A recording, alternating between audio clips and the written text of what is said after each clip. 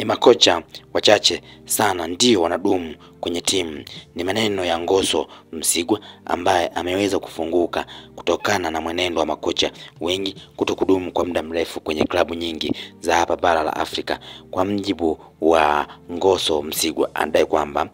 kwa bara letu la Afrika ni makocha wachache sana ndio wanaweza kudumu kwenye timu kwa muda mrefu, hususan wakiwa wanafundisha soka la Afrika, akidai kwamba kutokana na jiografia na nature na siasa za mpira wa bara la Afrika zinawafanya makocha wengi sana waweze kuondoka kwenye timu hizo na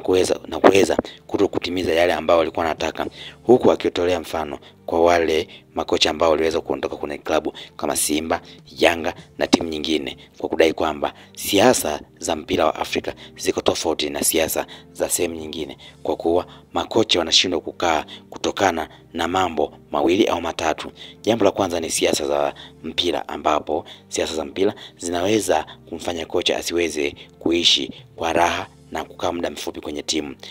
kitu ambacho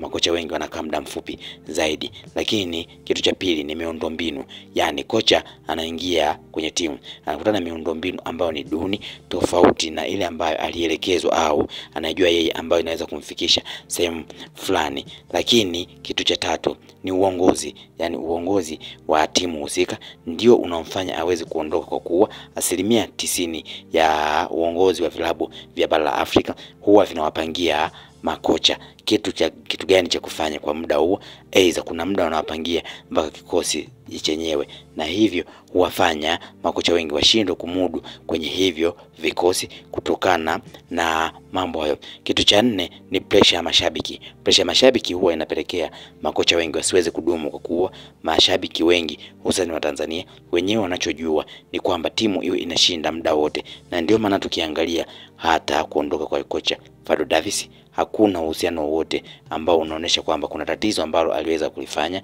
huku akiwa hakupoteza mechi ambazo zilizo nyingi zaidi tofauti na zile za CAF, ila alilazimika kuondoka kwa sababu ya mazingira. Yani mazingira alimfanya aweze kuondoka kwa kuwa hali ya hewa, lakini pia hata familia ambazo zipo zinashindwa kuendana na yeye pale alipo, hivyo kuwafanya makocha wengi kushindwa kudumu na kumudu kwenye timu za Afrika tofauti na zile za Ulaya, ambapo wao kila kitu huwa wanakuwa wamepewa, ila wanasubiri yeye kuletewa matokeo. Na ndio maana huwezi kushangaa kuona kocha kafungwa mechi 5, 6, 7 lakini kocha bado yupo yule yule, ila siasa za mpira wa Afrika zenyewe zinataka timu iwe inashinda tu. Timu ikifungwa mara moja, mara ya pili, basi yenyewe inatamani kumwachisha kocha muda huo, lakini makocha nao wanakuwa wanatamani kuachana na hiyo timu.